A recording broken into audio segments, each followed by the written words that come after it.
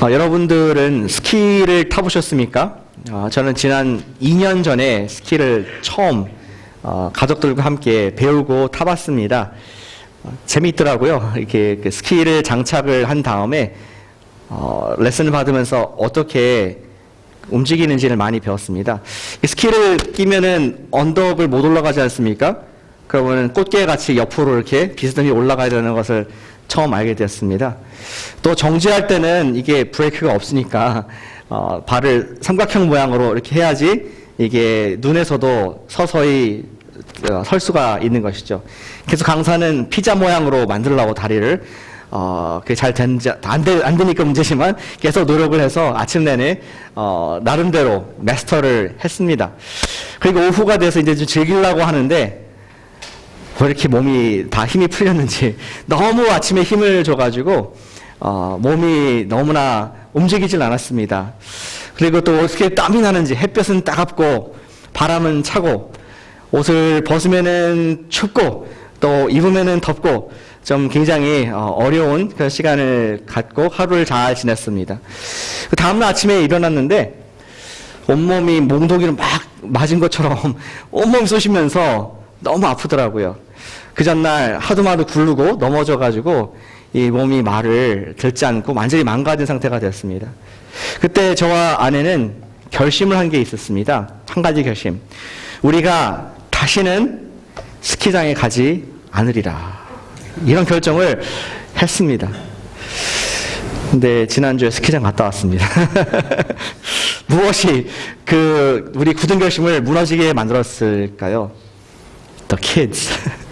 아이들이 가고 싶다 하면은 제 아내는 완전히 마음이 녹아버리더라고요. 아무리 멀어도 저기까지 갈 수 있는 어떤 대단한 힘이 나오는 것 같습니다. 그래서 갔다 왔고, 물론 저와 아내는 따뜻한 라지에 있었고, 아이들만 이렇게 스키를 타고 즐거운 시간을 갖게 되었습니다. 우리는 절대로 안 하겠다고 결정을 할 때가 있습니다. 특별히 처음으로 뭔가를 해봤는데, 그것이 너무나 무섭고 힘들고 어려운 경험이 됐을 때는 이제 not for me, 나는 안 하겠다, 이러한 생각을 하게 되는 것이죠. 그게 자연스러운 우리의 인간의 본성입니다. Until 언제까지? 무엇인가 또 다른 그것을 극복할 만한 동기가 부여될 때까지 우리는 엄두를 내지 않습니다. 그러나 대가 지불을 하고 또 그것을 해야 될 만큼 강한 동기가 부여될 때는 우리는 스키장에 가게 되겠죠. 우리 for the kids, 아이들 때문이라는 강한 동기부여가 있었습니다. 저는 우리의 신앙생활도 스키를 타는 것과 비슷하다는 생각을 스키장에서 해보게 되었습니다. 우리 중에 어떤 분들은 스키를 처음 타는 마음으로 올해 다양한 우리 신앙의 슬로프를 내려간 적이 있으실 것입니다. 태어나서 처음으로 선교 여행을 이라는 스키를 타봤습니다. 태어나서 처음으로 교회 봉사라는 것을, 직분이라는 것을 맡아서 해본 분도 계실 것입니다. 처음으로 노방전도를 해본 분도 계실 것입니다. 반면에 어떤 분들은 익숙하게 잘 탑니다. 많은 봉사와 섬김과 또 우리 교회 일들을 해보았고 선교도 여러 번 가본 분이 있습니다. 비교 제법 영적 스키를 잘 타는 분들이 있습니다. 여러분들이 신앙생활을 오래 했던 아니면 초보이든 관계없이 우리 모두에게 중요한 한 가지 사실이 있는데, 그것은 우리 영적 수준과 관계없이 우리가 영적 스키를 타는 것을 포기하지 말아야겠다 하는 것입니다. 그냥 정말 스키 타는 것은 우리 엔터테인먼트 즐거움을 위해서 해도 되고 안 해도 되고 그런 것이지만, 우리의 신앙의 여정은 영원토록 계신 하나님을 바라보면서 거룩함으로 나아가는 성화의 중요한 인생의 과정이기에 우리는 놓칠 수가 없고 포기할 수 없는 그런 영적 여정이 되는 것이죠.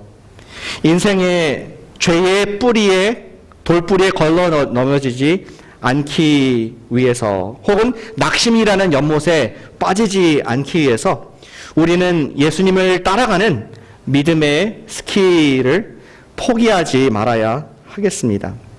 근데 모든 일들이 그렇듯이 어렵잖아요. 세상과 반대로 가야 되잖아요.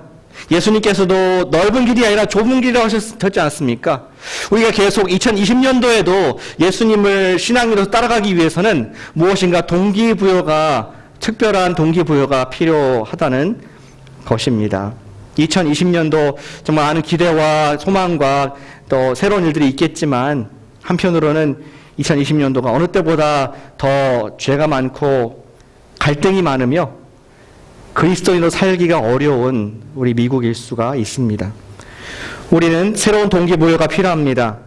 우리 그럴 때 믿음의 경주를 계속 나아갈 수가 있다는 것이죠. 오늘 본문을 통해서 묻고 답하는 질문은 이것입니다. 어떻게 계속해서 예수님을 따라갈 수가 있을까? 예수님을 어떻게 계속 2020년도에도 따라갈 수 있을까 하는 질문을 본문에 던져보기를 원합니다. 예수님께서는 두 가지의 방법을 우리에게 소개해주고 말씀을 소개해주고 있습니다. 마치 스키 비유를 좀 쓴다면 계속 양손의 스키 폴대를 통해서 우리는 넘어지지 않을 수 있는 것처럼 우리가 계속 믿음으로 나아가기 위해서 두 개의 주시는 붙잡을 믿음의 폴대가 있습니다. 첫 번째는 신앙의 고백이라는 폴대입니다. 신앙의 고백을 붙잡을 때에 우리는 나아갈 수가 있습니다. 같이 한번 해주시면 감사하겠습니다. 신앙의 고백을 붙잡자. 오늘 본문은 예수님을 만나서 신앙의 고백을 한 나다니엘이라는 사람의 이야기입니다. 지난주에 저희는 침례 요한이라는 사람이 예수님을 확인해 주는 것을 보았습니다. 저기 보라, 세상 죄를 지고는 하나님의 어린 양이다. 하나님의 아들이 저기 있다. 보라 하면서 스팟라이트를 비춰주고 이분이 그분이다. 그 역할을 감당을 다 했습니다. 그런 결과 그 예수님을 따라가는 사람들이 생겼어요. 적어도 3명이 등장하는데 그 중에 바로 전에 예수님을 따르는 명령을 받았던 빌립이라는 사람이 있었습니다. 빌립이 바로 이 메시아를 만났다는 기쁨, 이분이 그분일 수 있을지 모르겠다, 우리 기다렸던 그분이 될지 모르겠다는 생각에 가장 먼저 자기가 했던 것이 있었습니다. 그것은 그의 절친인 나다나엘을 찾아갔습니다. 아마 제 상상하건대 나다나엘과 빌립은 항상 같은 동네 사람으로서 베세다 사람으로서 얘기를 많이 했을 것 같아요. 시사 얘기, 종교 얘기, 또 특별히 로마의 지금 어려운 이야기. 가장 친했기 때문에 여러 가지 이야기를 했습니다. 로마의 황제도 험담을 하기도 하고 우리가 언제 이것을 벗어날 수 있을까? 과도한 이 텍스와 우리 불공평한 우리 차별, 인종차별, 우리 민족을 로마인들이 우리를 싫어하는데 불공평하다. 언제 그 성경에서 말한 그 히로, 메시아라는 분이 언제 나타날까? 그분이 어떻게 나타날까? 계속 연구를 하고 토론을 하고 이를테면 두 사람이 메시아 마니아 같은 그러한 대화와 일상을 살지 않았을까 생각이 듭니다. 그러다가 빌립이 바로 침례 요한의 소개를 받고 예수님을 만나자 너무 흥분된 가운데 그의 가장 친구인 베스트 프렌드인 나다나엘을 찾아가서 흥분되게 얘기를 합니다. 있잖아. 모세 율법에 기록되었던 그 사람. 선지자들이 오랫동안 목자로 주시겠다, 하나님께 주시겠다는 그 선지자를 내가 만났어. 그 히비동안 그 사람이 과연 우리가 기다리던 우리 민족을 구원할 그분이 아닐까. 근데 그분을 좀 따라가고 있다. 이런 얘기를 하자 나다나엘 눈이 휘둥그레졌습니다. 정말 그 사람의 이름이 뭔데? 그러니까 빌립이 말하기를 그 사람은 요셉의 아들 예수라는 사람인데 나사렛에서 나온 사람이야. 갑자기 나다나엘 마음에 의심이 듭니다. 나사렛이라고? 두 사람은 항상 메시아에 대한 연구를 많이 했기 때문에 메시아는 유다에서 올 것을 알고 있었습니다. 근데 나사렛, 우리 옆에 있는 동네, 거기 소 키우고 또 농사 짓고 거기서 뭐 선지자가 나와? 하면서 의심의 눈초리로 이렇게 계속 빌립에게 반대 얘기를 했습니다. 빌립이 아마 좀 딸렸던 것 같아요, 말이. 더 이상 어떻게 설명할지 몰라서 한마디만 했습니다. 야, 와봐. 이렇게 하면서 come and see. 그냥 가서 보자. 한번 만나봐라. 이런 얘기를 우리 나다나엘에게 합니다. 그리고 이제 빌립과 나다나엘이 저기 계신 예수님이라는 선생님을 랍비를 만나러 가는 장면을 상상해 보시기 바랍니다. 점점 가까이 오고 있고 예수님이 먼저 다가가서 우리 나다나엘에게 칭찬을 합니다. 보라, 저기는 정말로 이스라엘 사람, 참 이스라엘 사람이다. 저 속에는 거짓이 없다. 그 속에 있는 이 대조를 느끼십니까? 이스라엘 하면은 우리 야곱 거짓 속임수의 사나이였지 않습니까? 이스라엘 사람인데 거짓이 없는 순수한 사람이다. 처음 보는 예수님이나 랍비가 그러한 얘기를 나다나엘에게 했을 때 나다나엘이 기분이 나쁘지 않았습니다. 근데도 나다나엘은 의심이 됐습니다. 확인하고 싶었습니다. 그렇게 질문을 하죠. 그런데 누구시죠? 저를 아세요? 하면서 그러한 질문을 하게 됩니다.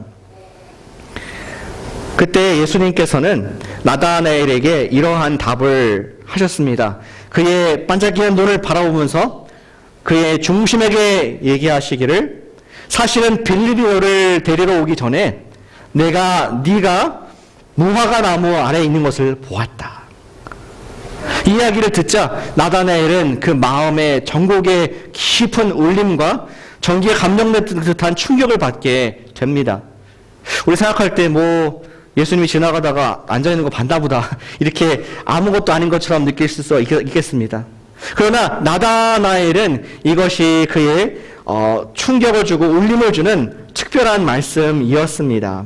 왜냐면은 무화과 나무에 있다는 것은 유대의 랍비들이 했던 표현인데, 무화과 나무 아래에서 하나님 말씀을 묵상하거나 하나님 말씀을 전파하는 그 일들을 했습니다. 지극히 하나님과 개인적인 시간을 갖는, 기도를 하거나 묵상을 하거나 말씀을 보거나 하는 그러한 시간을 무화과 나무 밑에서 했습니다. 예수님의 언어를 쓴다면은 무화과 나무라는 것은 기도의 골방을 얘기하는 것입니다. 예수님 무슨 말씀하는 겁니까? 넌 아무도 모르는 생각했지만 네가 큐티하는 것을 내가 보았다. 네가 하나님 앞에 기도하는 것을 내가 보았다. 무화과 나무 아래 있을 때 내가 알았다, 보았다, 이러한 얘기했을 때 나다나엘은 그 말씀이 실제가 되고 충격이 되었으며, 나를 아시는 분이구나. 내가 지금 처음 만났지만 저분이 나를 속속들이 아는 분이구나 하는 마음에 하나님의 사람인 것을 믿게, 그 자리에서 믿게 되었습니다. 남들에게는 작아 보이는 그러한 말씀이었지만 마음이 순수했던 나다나엘은 그 말을 들을 즉시 예수님을 믿기에 충분했다는 것이죠. 우리 춘이 쓰는 말로 나다나엘이 마음의 터치를 받는 순간이었습니다. 왜 그렇지 않습니까? 여러분들도 누군가 처음 만났는데 그분이 여러분들의 어릴 때부터 보았다. 여러분들의 부모를 알고 친구를 알고, 그러면은 처음 만났지만 마음이 열리고 또 신뢰를 하는 경향이 있습니다. 나다나엘도 처음 만났지만 마음에 열리고 또 신뢰가 되는 순간이었습니다. 구약과 신약의 대표적인 인물들도 하나님께서 그들을 처음 만나 주셨을 때 하나님께서 그들을 터치하시는 것을 보게 됩니다. 저는 구약의 미디안 광야의 모세가 생각납니다. 모세는 노바디, 그냥 광야에서 양을 치는, 애굽에서 실패한 인생이었습니다. 도망 나왔습니다. 양을 치다가 갑자기 이 불타는 떨기나무를 보았습니다. 불타는데 불이 안 타네? 타질 않네? 하면서 가까이 가자 소리가 났죠. 불타는 떨기나무에서 모세야, 모세야. 깜짝 놀랐습니다. 아니, 이분이 내 이름을 아는구나. 그리고 이어서 얘기하죠. 나는 아브라함의 하나님, 또 이삭의 하나님, 내 조상의 하나님이라는 말을 들었을 때, 나를 아는 분이라는 말을 들었을 때 그는 엎드려질 수밖에 없었습니다. 그래서 하나님께서 말씀하십니다. 내가 내 백성의 애굽에서 고통받는 모습을 보았다. 애굽에서 백성들이 호소하는 울부짖는 울음을 내가 들었다. 나의 백성을 아시고 나의 기질을 아시는 그분 앞에 언던 우리 모세는 엎드려질 수밖에 없었습니다. 그리고 하나님을 만나는 순간 하나님의 사명을 아멘으로 받는 그런 자리에 가게 되었죠. 신약에도 한 사람이 생각납니다.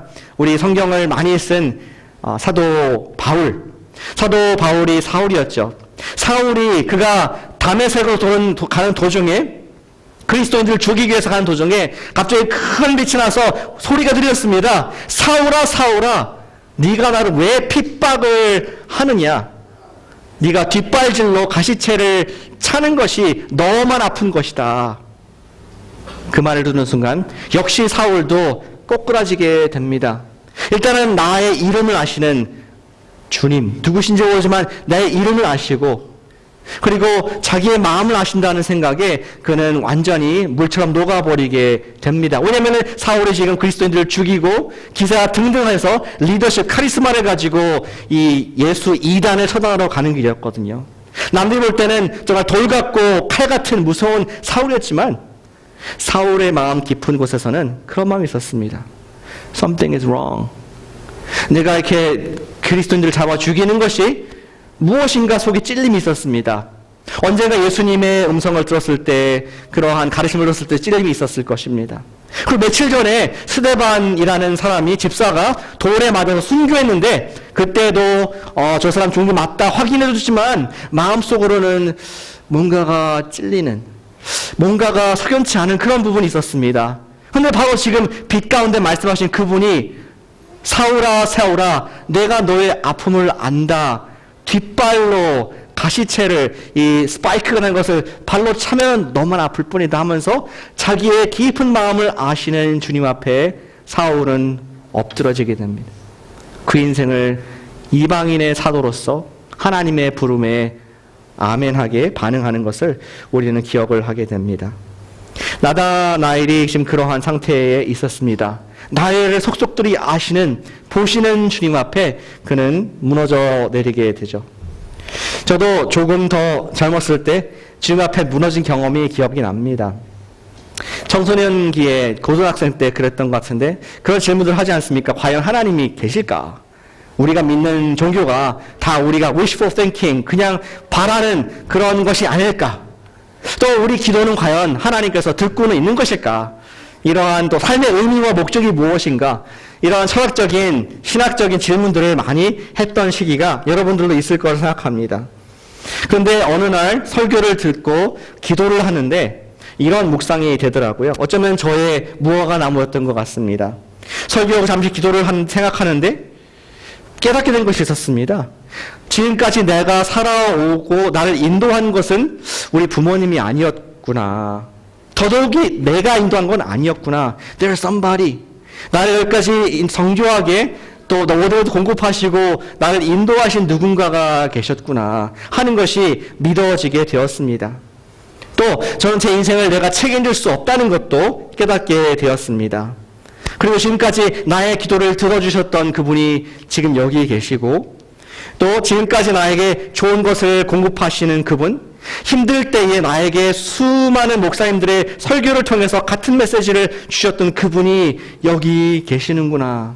나의 과거를 아시고 나의 미래까지도 아시는 그분이 그분 앞에 서 있다는 생각에 저는 그분을 온전히 헌신하고 무장해제가 되었던 기억이 납니다. 그때 주님께서 저를 찾아오셔서 저의 마음을 만지셨습니다. 그때까지의 나의 인생을 아시고 나를 앞으로도 인도하실 분은 오직 나의 모든 죄를 십자가에서 용서하시고 3일 만에 부활하셔서 하나님으로 증명되신 하나님 아들 예수 그리스도밖에 없다는 것을 믿어지는, 그분 앞에 엎드리고 헌신하는 그러한 시간이 되었습니다. 그때 저는 고백을 했습니다.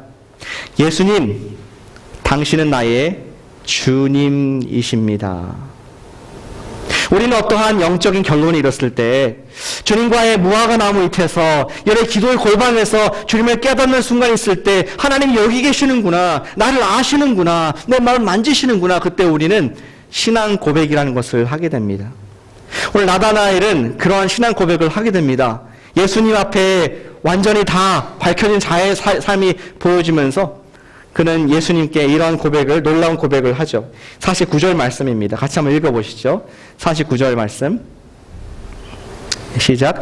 나다나엘이 대답하되 라삐여, 당신은 하나님의 아들이시요 당신은 이스라엘의 임금이로소이다. 아멘. 놀라운 고백을 합니다. 지금 요한복음 1장입니다. 침례 요한만이 하나님의 아들을 아이덴티파인 상황에서 지금 처음 본 나다나엘이 겸손하게 당신은 내가 기다렸던 하나님의 아들이시고 이 나라를 이스라엘 통치할 진정한 왕이십니다. 이러한 신앙 고백을 하는 것을 보게 되는 것이죠. 우리는 주님과 만남을 한 뒤에 주님이 누구신가에 대한 simple sentence, 단문을 하는 것을 신앙 고백이라고 합니다. 나다나엘은 그렇게 얘기했죠. 당신은 하나님의 아들, 이스라엘의 임금이다. 이렇게 고백을 했습니다. 저는 예수님은 나의 주님이십니다. 라는 그런 고백이 터져 나오게 되었습니다.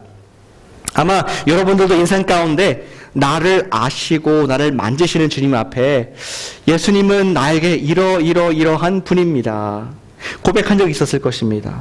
여러분의 침례식 때 혹은 세례식 때 관증하실 수도 있었습니다. 여러분 어쩌면은 여러분 사랑하는 우리 영적 가족들 앞에서 예수님 나의 이런 분이야. 이제 이렇게 살겠어. 라고 고백한 경험도 있을 거라 생각을 합니다. 혹은 간증문을 쓰면서 고백할 수도 있습니다. 신앙 고백은 무엇입니까? 다른 사람들 앞에서 내가 마음속에서 믿는 바를 입으로 표현하는 열매와 같은 아름다운 것입니다. 우리의 신앙 고백은 스키의 폴대와 같다고 생각합니다. 내가 넘어질 때 죄에 또는 보이지 않는 하나님 거 보면서 넘어지고 있을 때 그래도 예수님은 나의 주님이셔. 딱 잡아주게 됩니다. 그래도 나는 예수님을 나의 구세주로 믿고 있어. 그래도 하나님은 나의 목자이셔. 이런 우리의 신앙 고백이, 이러한 신앙의 간증들이 우리가 낙심될 때에 지켜주고 우리의 혼란스러울 때에 신앙의 기틀을 잡아주는 것을 보게 됩니다. 저 또한 그렇습니다. 예수님 나의 주님이시지. 아무리 힘들고 아무리 앞이 안 보여도 맞아, 예수님은 부활하셨어. 예수님은 나의 하나님이셔.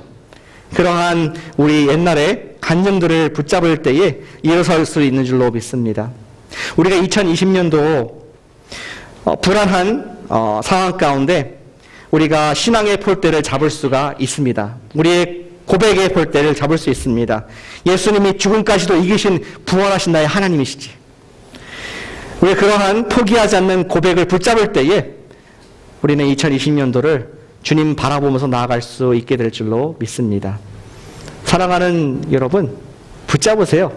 여러분들을 터치하신 그 예수님은 나의 목자십니다. 예수님은 나를 이 지구 끝까지 날 사랑하시는 분이십니다.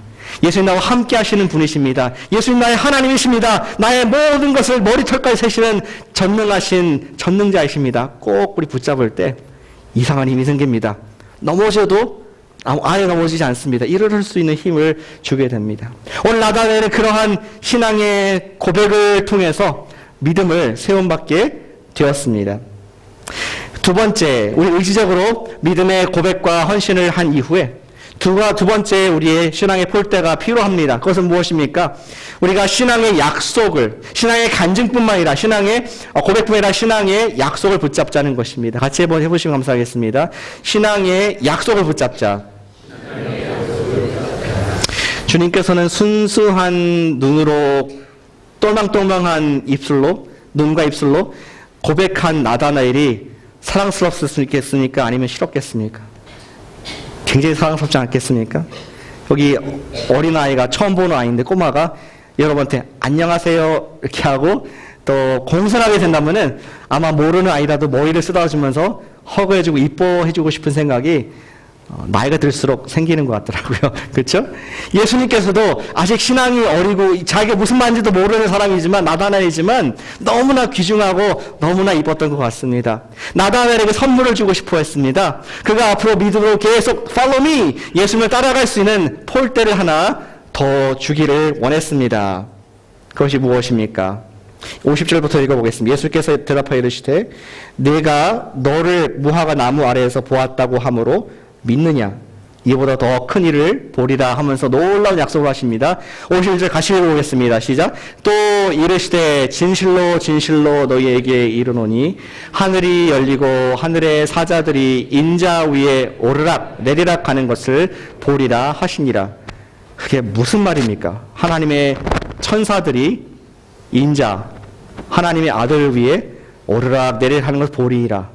우리는 들었을 때 좀 알쏭달쏭한 말씀처럼 들릴 수 있지만 유대인들이 특별히 나다나엘이 이 음성을 들었을 때 바로 캐치가 됐습니다. 하늘이 열리고 천사가 오르락 내리락 했던 사다리의 장면이 바로 그것을 얘기하는 것입니다. 구약의 야곱을 얘기하는 것이죠.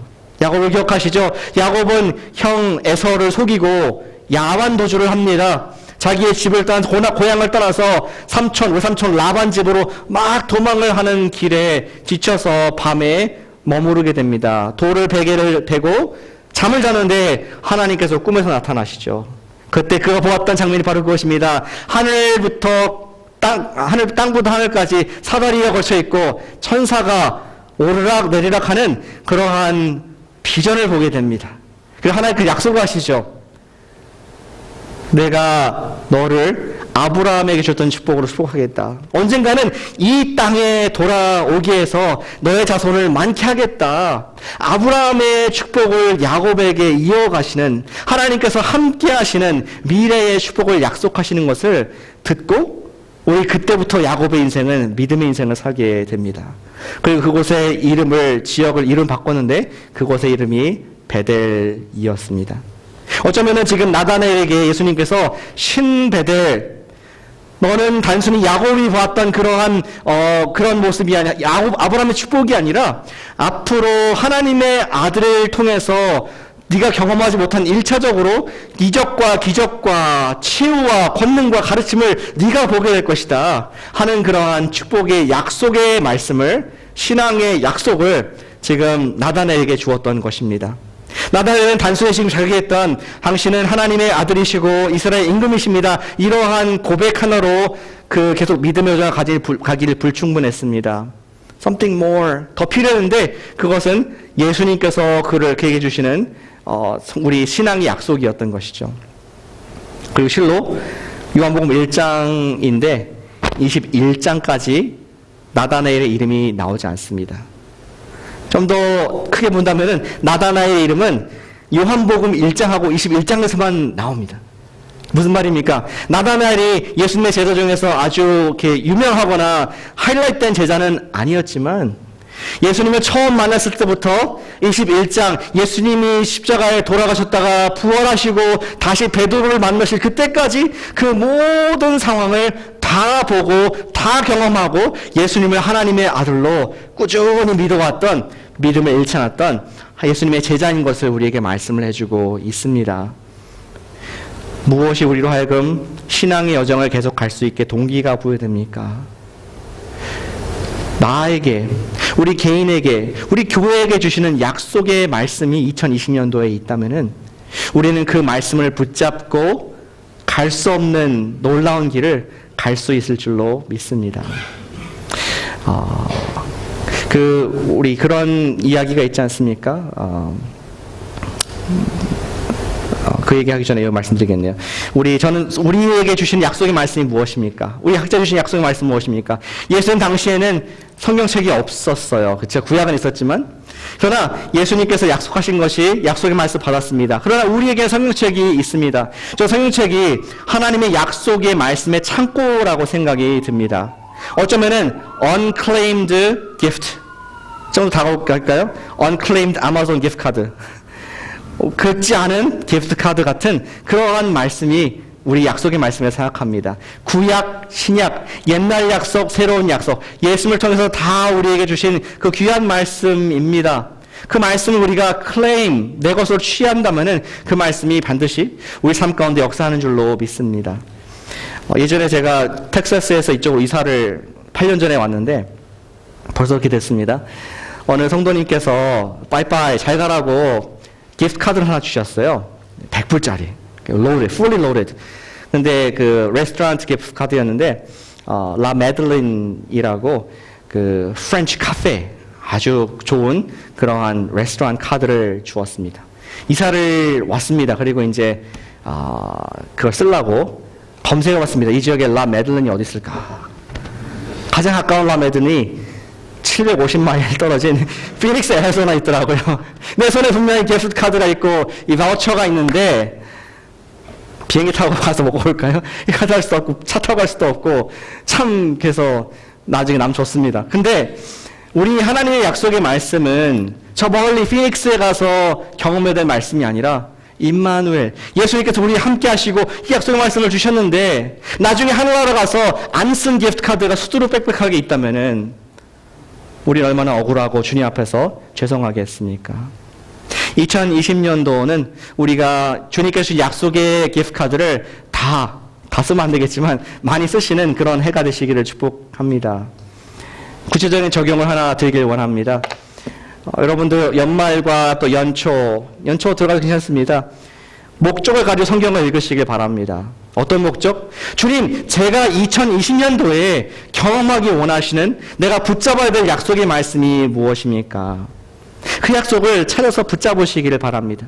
저와 우리 교회는 우리 로마서 8장 12절 말씀을 올해 한 해의 말씀으로 14절 말씀 붙잡았습니다. 그 말씀 무엇입니까? 그것은 누구든지 하나님의 영으로 인도를 받는 그들은 하나님의 아들들이다, 딸들이다 말씀하고 있습니다. 주님, 제가 하나님의 인도를 받고 싶습니다. 하나님의 아들 맞는데 하나님의 인도를 받고 싶습니다. 그런 간절한 기대와 소망을 가지고 저와 여러분들이 이 말씀을 가지고 붙잡아 왔습니다. 그리고 고백하게 되는 것은 연초에 생각하지 못했던 사람들을 만나게 하셨습니다. 연초에 계획하지 않았던 그런 행사들을 참여하게 하셨고 연초에 알지 못했던 열매들을 주님께서 주신 것을 보면서 성령께서 인도하시는 것이 하나님의 자녀들을 인도하시는 것이 너무나 좋구나 하는 것을 경험을 하게 됩니다. 예전에 그런 이야기를 많이 듣지 않습니까? 디어 무디의 성경책에 보면은 TP라는 글자가 많다고. 무디는 그의 성경책에서 하나님 약속의 말씀을 쓸 때마다 T라고 적었습니다. Tried. 내가 한번 살아보겠다.